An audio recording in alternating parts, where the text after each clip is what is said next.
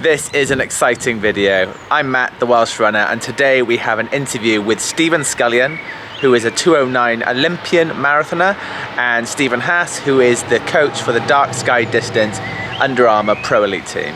A couple of weeks ago, I was out in Portugal for the release of the new Under Armour super shoe, which is the Under Armour Flow Velociti Elite.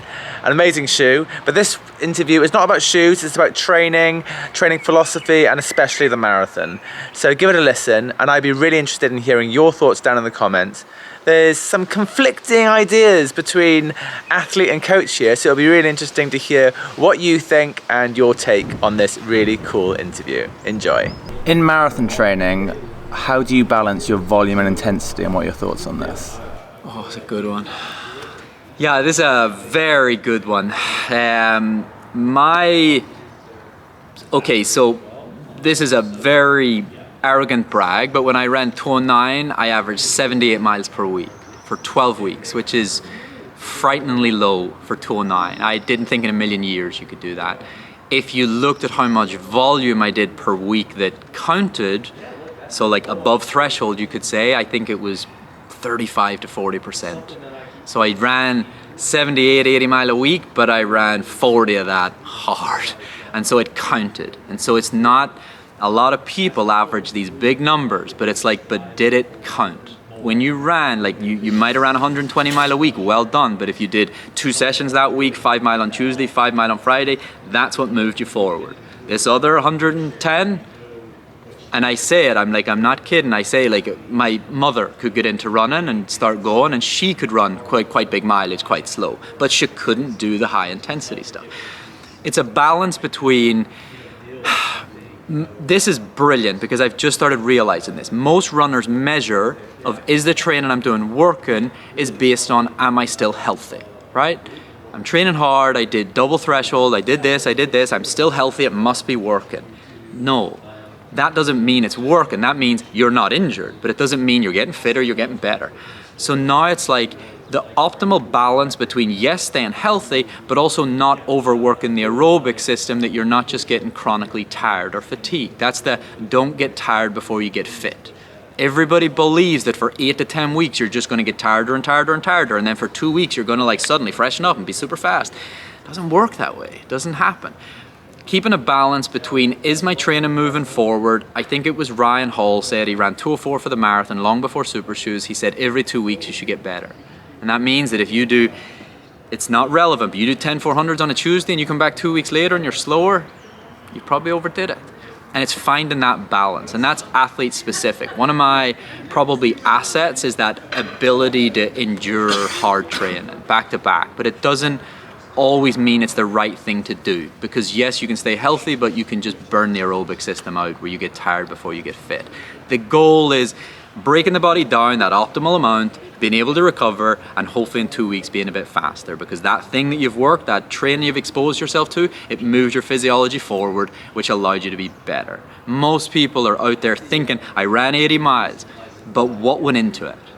5 miles at VO2, 10 miles at threshold, do the math, start to look at it. What am I working? Color code it in a way that you can see, when was the last time I did this? When was the last time I did that? And that is way more important. Looking at how much actual volume am I doing? I want to break 3 hours. How many miles in the build-up did you run at 3 hour pace? And a little bit above it and a little bit below it. That's key. And a short question, what is your favorite marathon session and why? What is my favorite marathon session and why? For whatever reason, I'm kind of annoyed at this one, but it came to my head, so it must be the one. I really like, so when marathon build-ups kind of start, you'll move into, some of the sessions you'll do will be like alternating efforts. You can start with 20K, and that's K, etc., etc. Then you can move to 5 times 2K with a 1K float, or 6 times 2K, 1K float, and you've extended the effort you're doing at marathon-y sort of effort, and then you've got a float. I love that first one because it's kind of like an introduction to marathon training, and it's that you get to do a K just a bit above that marathon effort, and then you have to do this 1K float, and it's just, it means more to me than the session. It means like, because honestly, it kills me to be patient enough to wait the marathon build up. So it means like, yes, we've started, it's begun. And that is a nice moment, because I think marathon results are built on, it's not just the training, it's that this thing happens where it's like I explained it as like an orchestra building. You're building something. You're building this momentum for this 10 to 12 week period, and it has to be about more than the training. And so it's the psychology just getting in line with what you're doing, so that on race day it's like, we're ready, let's go. And that session is always the first introduction to that is building, that has started, and it's like, let's begin. Yeah, so you talk a lot about mental health and psychology. So what do you look for in a sports psychologist? I guess I've had at this point like 4 sports psychologists. And it's not that I've like been them, I've been fortunate enough to work with different sports psychologists. My not favorite, because that would be mean, it's very person specific. So some people really like a sports psychologist, for example, that would be very by the book, and at the end of a session you get a little PowerPoint review, and that's just not me. Like that, though, getting a PowerPoint review at the end of a session, I was like, oh no. Whereas the probably therapist that worked best with me, Under Armour actually set me up with, was a guy called Michael Gervais. And we'd have calls where he'd be in the back of his car because his kid was at a tournament, and it was just natural and off the cusp, and maybe it built more trust, and just, yeah, it was also like not by the book therapy where it's like, let's go through this as course 101, course 102. It was very, yeah, I think I'm getting some of the issues you have, and let's work on those. Let's really, rather than what's the book say? It was very raw and very natural, and probably hit home quite well for me. I remember one time he said, we were trying to set up like a challenge. I said I was struggling staying in the one place. I was struggling sticking to a plan. And he said, well, I'll tell you what, how about like, if you stay in the same place, I'll donate like $10,000 to a charity in your name. And then he went, well, no, actually, I know you don't care about money, so that's not really going to work for you. And I actually said, I was like, probably what would make me stay here is if I didn't, I would have to say something mean to my little sister. And I would never do that. And he was like, nah, like, how about we just get you to stay there because it's a really good idea to stay there. That was the way it worked. We didn't work within probably the rules of psychology. It was just appreciating that everybody's psychology is so different, and you need to find what will get through to that person and help that person. I know for races you're using a lot of different types of fueling and combinations. Why do you do that, and how do you know which one is working best for you in each race? Because you talk about Morton, you talk about SIS, you talk about a lot of different brands. Yeah, so good question. So now I use Morten for every marathon, I suppose. I actually was sponsored once upon a time by Science and Sport, and I like their gels because if I'm given advice on gels, first of all, I think Morten is fantastic. I'm not sponsored, so I just think it's great. I think it's easy on the stomach. I think it's easy to digest, and I think they've nailed the getting the most carbs into hydro gel within a bottle of 500 milliliters, 80 grams. It keeps it really simple. SIS, why I would give them a lot of credit is because the gel is mixed with water. So it's a water-based gel. That would be my advice on that. Because when I first did London and I wasn't like an elite start, and I got to maybe like 22 miles and I picked up one of the Lucozade gels on the side of the course, they're very pure and no water in them, and it just went straight into my stomach. And just because you can handle it in training when maybe you're only doing 10 miles or 12 miles, being able to handle it at mile 22 into the marathon when you're completely depleted, I got a stitch for about 3-4 miles. So I remember it took me, I think I went from, let's say, like 5:15 pace to 5:30 odd pace, not because of fitness, because I couldn't breathe with this stitch. And then once it cleared up, I was able to crack on. So it's finding a product that can work for you, work for your stomach, practice it on the days where you're going to go pretty hard, pretty long. Be meticulous with it, as in like it's not optional, it's prescription. You have to take it, it's not skippable. And also learn, and does a water-based solution work better for you, or the likes of Morten, a hydrogel? But yeah, I use Morten now 100%. Okay, I know you talk a lot about lactic testing. What would you say the most valuable bit of data you can test, like glucose, heart rates, lactates? What do you rely on most? Yeah, look, that's another great question. I test a lot of these things, but I don't over obsess the details. I like to learn about glucose. I think it was so important to learn little things, but I can't nail down what I learned about glucose for every session and every day. So it's okay to analyze data, it's okay to take data, but don't let it be like, I'm going to the track, oh my goodness, I didn't eat 3 hours before, it's going to be a bad day.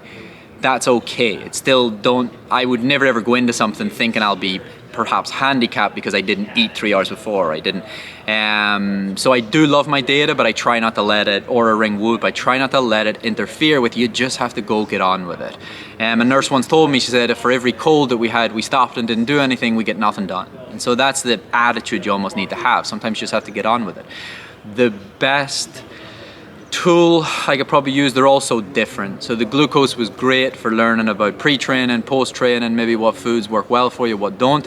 In terms of actual lactate, heart rate, these kind of things for training benefits, fitness benefits, key if you do a test and you read the data accurately. An example of that would be I train with an athlete called Jack Rowe, and his lactates would almost be half of mine, not because he's per se fitter that day, just because our max values are different. And so, for example, I think my lactate threshold might be like 4.5, his might be like 2.5. So we're actually working at the same effort level, but if you've never done a test and no one's ever analyzed it, you could confuse it and work too hard. So the main point there would be data is amazing, but only if you know what you're doing. If you're not applying it the right way and no one's helped you apply it the right way, it could end up making a right mess of things if you're trying to copy what others are doing. But look, for most people, the likes of heart rate's a great start. And then, yeah, slowly tapping into some of these other areas can be helpful, so long as you don't let it cause you stress and anxiety. And if you're every other runner out there, you let everything bog you down. And so, like, just be careful. If you know you're an over-analytical and obsessive person, just be careful. Maybe go back to the Timex for a few weeks and focus on just getting the basics done really well. But yeah, I use data quite a lot. I have a really high cadence, which I think is fine and pretty good. How do I increase my stride length? How high, I guess. Like, I can get to 240 easily. Yeah, so I guess my advice there, my first piece of advice would be get that tested, that you know it's accurate. So it's like, that's like saying, oh, like my heart rate's 180 every time I do a run, but I just rely on wrist heart rate. And it's like, well, okay, it's hard to analyze data if it's not like 100% accurate. It doesn't even need to be 100%. So the likes of stride foot pod, things like this could tell you, is that fairly accurate? Are they wear the likes of, for example, your Garmin or your whatever watch you wear, also wear another watch with a stride foot pod and cross compare. So you're starting to see, is it accurate? My stride length wouldn't be super long either compared to, this is actually something I've looked into lately. I looked into it lately because I was Googling the sub 2 hour data. I was really interested in seeing some of this data, and I was looking at their height off the ground and how long their stride was. And so I'm jumping up and down a bit higher than they are, maybe like 50% higher, and my stride length isn't as long. So a lot of things can track power, things like this, right? But they're just tracking how much energy you're putting in. They're not necessarily tracking how much energy you're putting in moving forward. So where you go with that is that you probably get something like Stride, that you can start to track metrics that say, this is accurate, this is good, this is where I'm at right now. And then you do things like yoga, or you do things in the gym that's going to open the stride up a bit. And then you see, okay, I've tried this yoga, then I've done the exact same training the exact same way. I haven't, don't focus on it, just do it. It'll come naturally. See if the data changes. If it doesn't, you put a big X through that and say yoga didn't work. And you have to do that probably for 3-4 weeks, 4-5 weeks. It can't just be like, oh, I did one yoga session, I went and did it, my stride was no longer. And then, if I'm being truthfully honest, did it make you faster? And if it bloody didn't, don't worry about it. This is another thing. Like, you can obsess about, like, oh my goodness, this person does this person does that. I started doing YouTube. I'm not doing a video on cadence because I think people should just run the way they run. Get better at running the way that you run. I tell you, I wanted to do a funny YouTube where I literally say like how to breathe better, and I was going to run 2 steps and go, what am I doing? Run another 2 steps, what am I doing? And then go back to how I normally just breathe, and I'd beat myself. Because if you're focusing too much, where am I supposed to be again? You're wasting energy focusing on like the little details. All you can do is run and drill some yoga, some gym, and if it naturally improves your technique and makes it stronger and makes you faster, or maybe your stride length to be longer, that's fine. Don't obsess on the little things. So I know you have athletes on the team. How do you go about selecting them? There's tons of athletes all over the world. So how do you, like, what's your criteria? What do you look for? Yeah, it's a good question. We recruit athletes out of the NCAA and from athletes from all over the world. Really, we have a pretty diverse group of athletes on the team right now. It's a combination between people that I want on the team and people that Under Armour want to sponsor. So it really is a combination of the two things. I think what they look for and what I look for, a lot of times they merge, but not necessarily all the time. I like when athletes approach me and are passionate about wanting to come to Flagstaff and want to be part of the group. I think that shows a lot of dedication and if an athlete, especially like Neil or Katie, is willing to move from all the way across the pond to the US and to live in Flagstaff, I think that shows that they're going to be a good fit for the group. Sometimes Under Armour has people that they want to be part of the brand, and we are one of their training locations that that athlete can come and have the option. So sometimes the sports marketing team will come to me with an athlete and say, this is somebody we're interested in, and we'll start the process of talking to them too. And obviously it has to be a mutual fit between the two people. So it's definitely a long process, and it takes a little bit of time. Yeah. I can imagine. I guess, with each runner, what do you think are the biggest blind spots? I know you talked about running going from good to great. Like, what are those things that really take them to that level? Yeah, I think for somebody to really, we recruit good athletes. Like, we recruit people who had a lot of success in the NCAA or have had, success in whatever, sort of division or whatever, country they're in. What we're trying to do to help elevate them is provide them with a really good environment. It's one of the things that I feel like has been a big part of Dark Sky is making sure that we have a support structure around them. That can be everything between physio, massage, gym and strength work to really positive teammates that are trying to elevate them as athletes. I think one of the biggest things that has been great about the team is this snowball effect of people wanting to win and people wanting to, be successful and run really fast. It's a contagious environment that if enough people buy into what we're doing, it really feeds off of that. And that's where we are right now, which I'm really happy about and really fortunate. We raced 12 times this fall, and all 12 performances, everybody was on the podium. We had a lot of wins, but everybody was on the podium. Everybody was trying to win the race, and that's something that I really feel like has become part of the culture of the team. So I think those are sort of, again, providing a good, support structure for those athletes while they're in Flagstaff, good training environment, but then also this culture and this mentality of being world class. So I really struggle going into races, knowing where my fitness is at. What would you say are the best workouts for your fitness or your race indicator workouts? You know what I mean? Yeah, it's a really tough question just without knowing, a lot of background, from a training perspective. I think, having sessions that can provide you a lot of feedback, provide you not necessarily race scenarios, but having sessions that give you a good idea of how to pace and a good idea of where your fitness has to be able to measure sort of a session.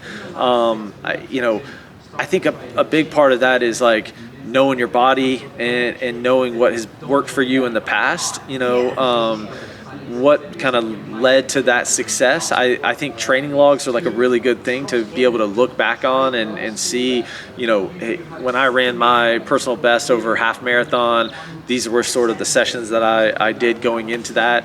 I think that can provide a lot of positive feedback and, just give you direction into how your sessions are going. But yeah, really tough to kind of answer without knowing sort of more training details, you know. And on a similar vein, if I'm marathon training, how much of my training should be at marathon pace? Because so much I seem to do is quicker than marathon pace or slower than marathon pace. Do you do much at marathon pace with your team? So we're based at altitude, so it's a little bit different, but I do think it's important to do things at marathon pace. I would say it's probably a smaller percentage than you think. We do a good amount of work at slower than marathon effort, what I consider threshold effort, and we do a good amount of work under marathon effort. You know, there's probably only a small percentage, I would say 20% or less, at actual marathon effort. Again, because we're based at altitude, I like to really break things up a little bit too, like you know, some of the standard marathon sessions of 20-mile tempos and things like that. I just kind of stay away from, just because of the fatigue factor that's gonna cause at altitude. But yeah, I really believe in training in different zones, and so yeah, we do a lot of stuff. I would say the majority of our training is at threshold effort, and especially in the marathon block.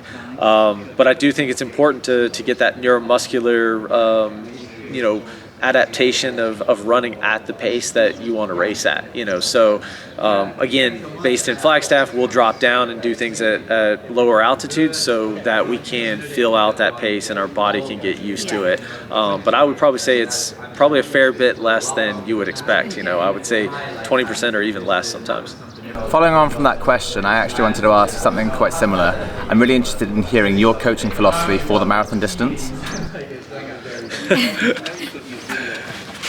Yeah, pretty broad. This could be a long answer, but look, I believe in keeping things simple, you know, especially for the marathon. And one of the things that Sharon really taught me in this marathon build-up was simple, follow the rules. And she was really successful with it. And look, it's our program is going to be high mileage.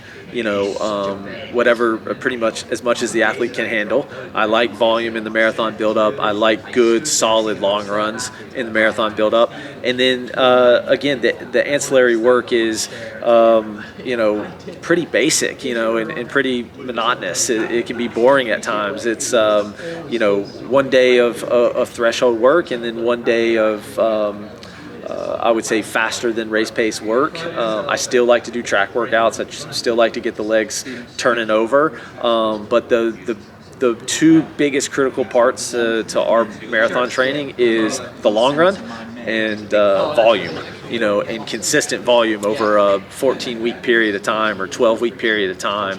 I don't think that you have to do these massive, you know, I see these online training plans of 20 weeks or 18 weeks of marathon build-up. I don't necessarily think you need that long of a build-up, but it has to be consistent volume. You know, I like a routine, you know, a 9-day cycle or a 7-day cycle, whatever, but falling into a good routine where, again, you're sort of hitting those 3 different zones and having some really solid long runs. Yeah. So my second question is, what advice would you have for aspiring runners like us that want to take the next step in our performances? Yeah, I think working with a coach is an important part of that. You know, coming up with a training plan, coming up with a routine.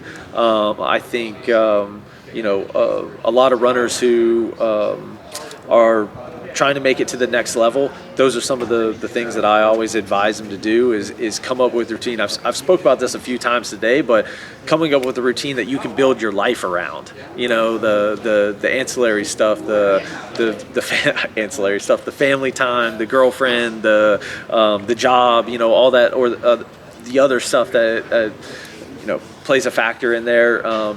Being able to build that around the training, I think, really helps you elevate your training level a little bit. And yeah, I think finding the time to get in the volume, that's the biggest thing from the marathon standpoint. I don't mean to keep preaching on the volume, but I'm a believer that a lot of volume is going to be good for the marathon.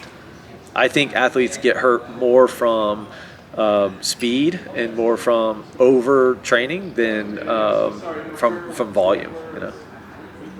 And when I say over training, I mean faster than what you should be doing. Yeah. Yeah.